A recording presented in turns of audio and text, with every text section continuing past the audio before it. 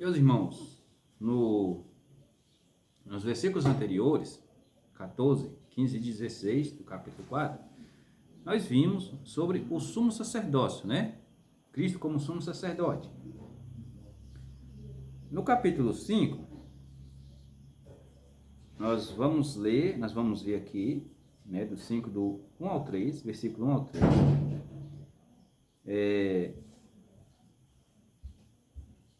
nós vamos ver que Cristo é tomado dentre os homens, né, como sumo sacerdote. Lemos no capítulo 5 da Epístola aos Hebreus que o sumo sacerdote em Israel era tomado dentre os homens. No versículo 1, a palavra de Deus diz o seguinte: porque todo sumo sacerdote tomado dentre os homens é constituído a favor dos homens nas coisas concernentes a Deus, para que ofereça dons e sacrifícios pelos pecados. Na qualidade de representante dos homens, ele tinha de ser alguém que pudesse compadecer-se do seu semelhante. O que um ser humano pecador só era capaz de fazer de modo relativo. Alguém precisaria reunir em si a plenitude da benevolência e da misericórdia divinas para eficazmente compadecer-se eternamente dos ignorantes e errados. Versículo 2: e possa compadecer-se eternamente dos ignorantes e errados, pois também ele mesmo está rodeado de fraqueza.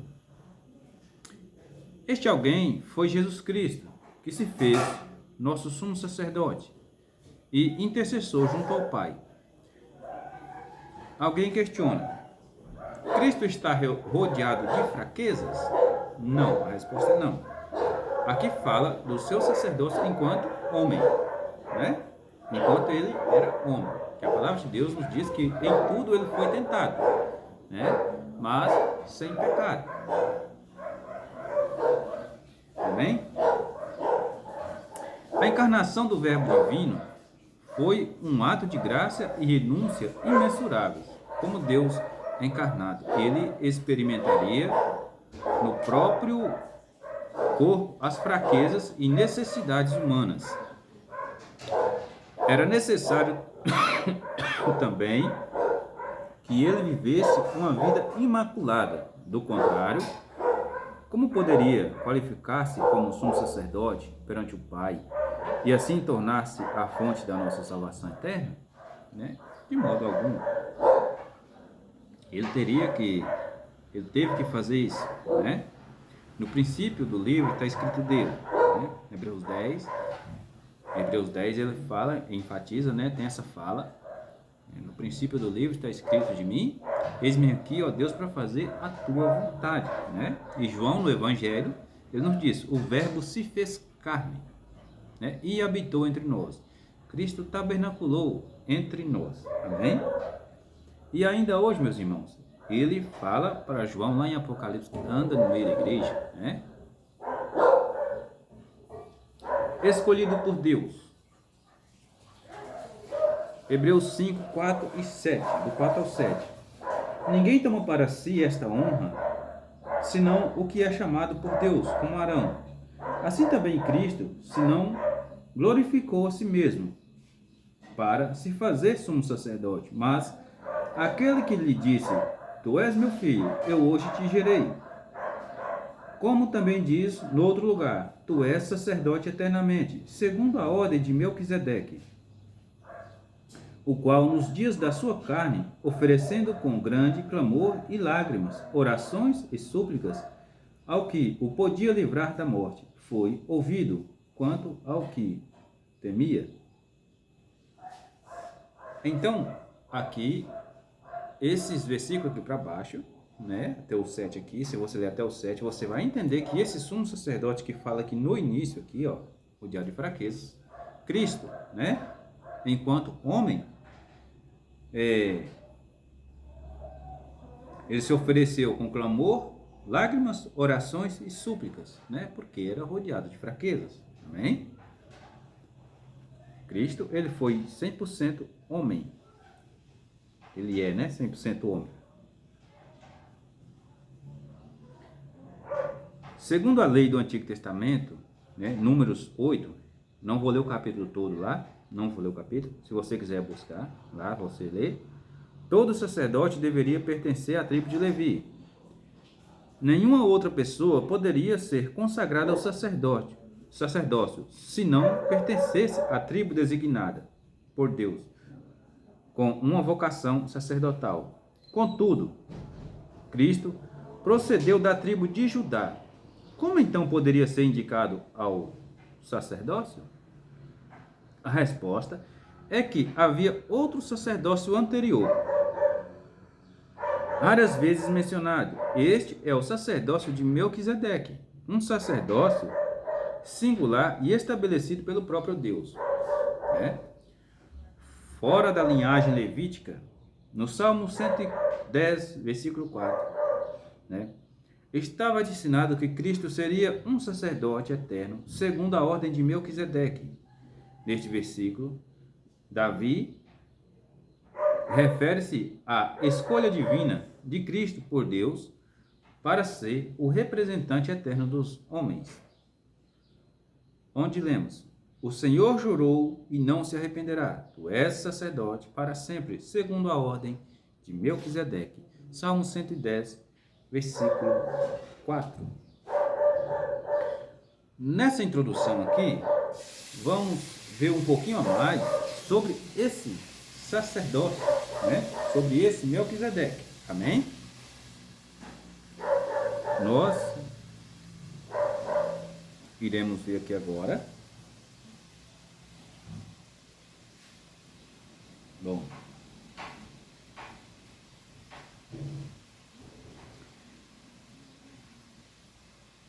eu vou ler um pouquinho do contexto histórico da época de Jesus, né? Aqui, da época que foi escrito isso aqui, a Epístola aos Hebreus.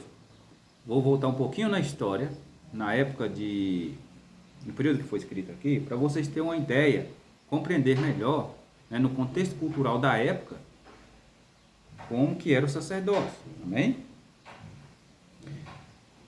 Embora os romanos tivessem um sumo sacerdote poderoso, o pontífice Máximos, o modelo do autor para esse sumo sacerdote e todas as suas nuances se baseia de modo inquestionável no Antigo Testamento e na tradução judaica, né? Melquisedeque era um rei sacerdote, né? Em Gênesis 14, 18, a palavra de Deus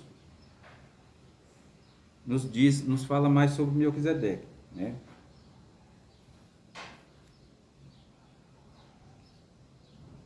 Falar de um sacerdote segundo a ordem de Melquisedeque significava, portanto, falar antes de tudo de um sacerdote que também era rei, né? Cristo, sacerdote e rei. Nós vemos que na linhagem de Arão não tinha rei. Amém? O sacerdócio arônico não era constituído rei, mas Melquisedeque era rei de Salém.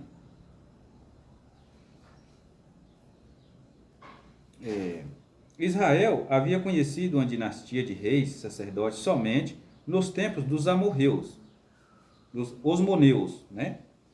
Perdão aí. Depois que se livraram do jugo sírio e antes de serem conquistados por Roma. Alguns judeus se opunham a essa combinação. Vou dar um salto aqui.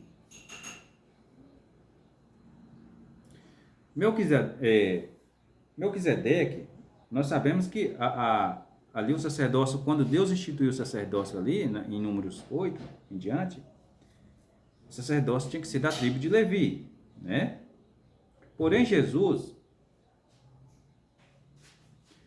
veio da tribo de Judá. Entretanto, Melquisedeque não era levita, né?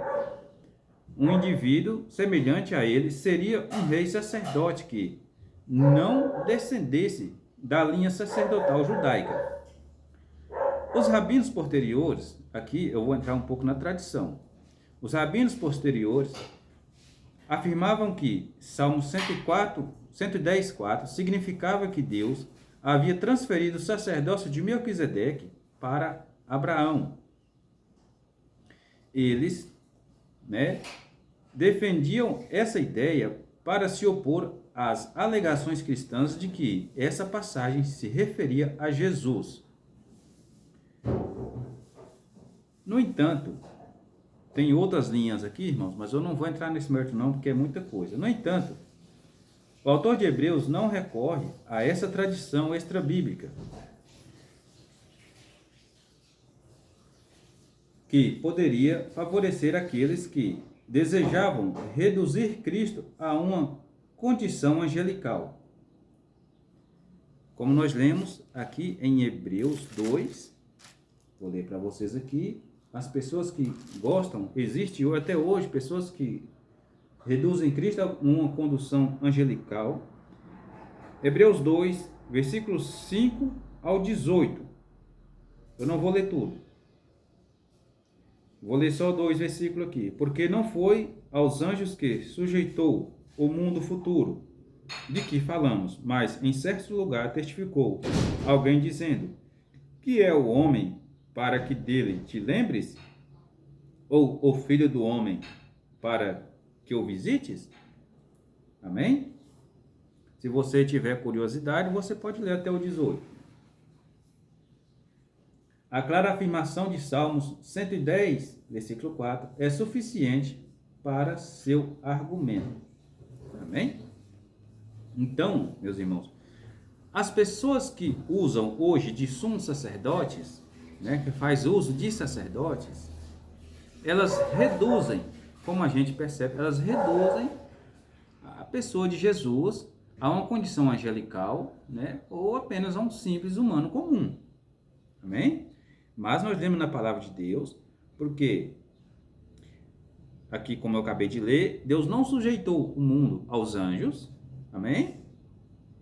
E também ele fala, quem é o filho do homem para que te lembres, ou para que tu ou que tu visites, Não, o filho do homem não é nada, nós não somos nada, Então, meus irmãos, aqui voltando em Gênesis, 14:18, falando mais um pouco sobre esse sacerdócio de Melquisedeque, nós vamos achar Gênesis 14:18. Melquisedeque é apresentado como rei de Salém e é tratado como o principal rei da região, sendo aquele que recebe uma parte dos despojos. Geralmente, considera-se que Salém seja Jerusalém, Embora as evidências cristãs iniciais e o mapa de Medeba a associem com Siquém, existe uma associação com Siquém, Jerusalém, porque Salém e Jerusalém tem o mesmo significado, cidade de paz. O mapa de Medeba, o mais antigo mapa da Palestina.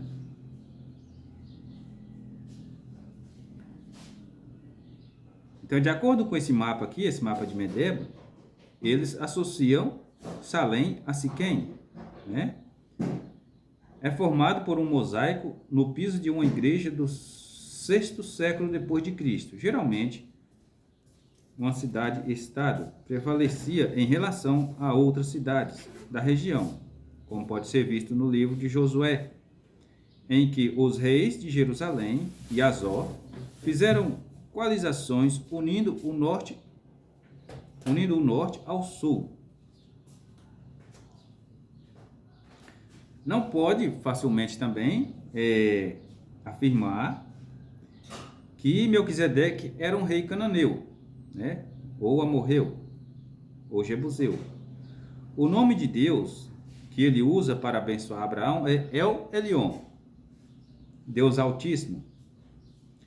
El Elyon significa Deus Altíssimo. É bem conhecido como uma forma de referir-se ao Deus cananeu da época, o Deus El, na literatura cananeia. Então, por causa dessa associação, escuta bem, isso aqui é a associação, o Deus que Melquisedeque, o nome de Deus que ele usa para abençoar Abraão é El Elyon, que significa Deus Altíssimo, né? Porém, algumas pessoas pegam esse El, né, que é Deus, né, que é o mesmo significado do nome do Deus cananeu da época, né? Então, isso aqui é na literatura cananeia, amém?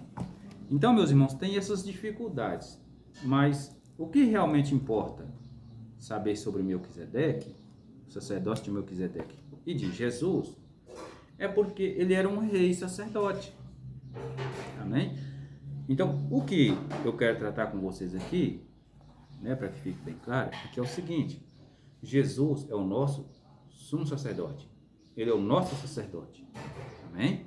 Nós não temos outro sacerdote terreno, nós não precisamos de sacrifícios terrenos, nós não precisamos disso, amém? Então, aqui eu encerro mais um pouco sobre esse vídeo e eu espero que vocês compreendam que tem uns cachorros aqui que de vez em quando eles fazem a festa. Quando passa um ali na rua, um cachorrinho na rua, e eles vê, eles latem mesmo, né? Aqui o som é ambiente. Eu preferi não usar fundo musical porque o nosso cérebro, ele funciona da seguinte maneira: se você oferece duas informações, ele vai procurar a que é a mais agradável, né? Se eu falar da palavra de Deus com uma música, né, com uma musiquinha, com certeza o seu cérebro vai querer a musiquinha, amém? Porque ouvir palavra não é fácil, né? Ouvir pessoas falando, né? A gente, nesse mundo que a gente vive hoje, é meio difícil, não é verdade? Então, meu irmão, simplesmente por isso que eu às vezes eu até uso, mas eu não gosto muito de usar, né, o fundo musical. Por quê? Porque justamente por isso a gente vê numa igreja, por exemplo, se você frequenta um ambiente religioso aí, vai acontecer o seguinte: se na hora da pregação tiver um fundo musical, né, vai acontecer uma coisa: o pastor ele pode até te exortar, ele pode até exortar a igreja, mas se tiver uma musiquinha, você não vai levar aquela exortação tão a sério assim, né? Você não vai levar. Se for uma pregação sobre arrependimento, não, eu vou arrepender, mas no ritmo da música. Então ali, muitas pessoas a gente vê, não adianta falar que não é que está julgando, não é que está julgando, é porque a gente vê isso claramente. Muitas pessoas são motivadas pela emoção, né? Quando ouve a música, muitas choram, né? Porque a pessoa já está arrebentada psicologicamente, não é verdade? Aí a pessoa ali escuta uma pregação, uma palavra boa, uma musiquinha, e ali ele se emociona com a música, né? E ali acontece uma falsa conversão, acontece um falso arrependimento e continua um falso crente, não é verdade? Então isso aí acontece demais, amém? Meus irmãos, que Deus nos abençoe e que possamos aprender, né, entender mais um pouco sobre esse sacerdócio de Cristo e que possamos nos achegar a Ele, amém? Para alcançar misericórdia. E lembrar que nós temos um intercessor, né, que é Jesus, Filho de Deus, né? Ele intercede ao Pai por nós. Nós temos um sumo sacerdote na casa de Deus, né? E essa casa nós já estudamos que quando Cristo te regenera, você se torna casa de Deus, morada do Deus Altíssimo. Você entendeu? Então, a chegar-se a Deus é conversar, é orar. Você ora, porque quando você ora, mesmo no seu pensamento, Jesus diz que quando orar, entra no teu quarto, né? E ora ao Pai que está em secreto, e Ele vê. Então, como que Deus vê? Né? Não fala que Ele te ouve, fala que Ele vê você orando. Então, meus irmãos, é interessante isso aí. Outra hora nós entramos nesse assunto. né?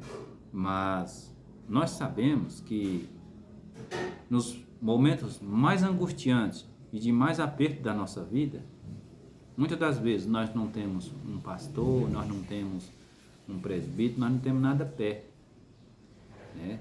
É bom lembrar que se você tiver comunhão com Deus, ou se você deseja ter, qualquer lugar que você tiver, você clamar por Ele, Ele responde. Justamente por isso que hoje nós temos um advogado, um sacerdote, né? As pessoas que usam desse meio sacerdotal, com milhares de igrejas espalhadas pelo mundo, meus irmãos, essas pessoas estão tentando ocupar o lugar de Cristo, que não são oferecidas para elas, né? E isso é uma blasfêmia, é uma blasfêmia contra o Pai. Se o camarada se coloca como intercessor, como ponte entre Deus e o homem, ele está blasfemando contra o Espírito Santo de Deus, né? Ele usurpa o lugar do Espírito Santo de Deus. Se a pessoa te disser que você precisa dele para se chegar a Deus, ele está tomando o lugar do Pai, né? Que é Deus Pai, que na verdade são um, que esse dogma da Trindade aí, depois eu falo um pouco sobre ele, mas isso aí é uma pessoa só são três manifestações diferentes, né? A confusão é essa, das pessoas que acham que tem três deuses, mas não tem, é três manifestações diferentes, né? Assim como a Bíblia diz dos 7 Espíritos de Deus, né? São 7 manifestações do Espírito, né? Não que Deus tem 7 Espíritos, é que são 7 manifestações do Espírito, coisa simples, não é verdade? Basta um pouquinho de leitura, né? E que Deus continue nos abençoando. Vocês vão desculpando aí os barulhos, porque aqui o som é meio ambiente, meio não é ambiente, né? E vocês possam ser edificados aí igual eu estou sendo, amém?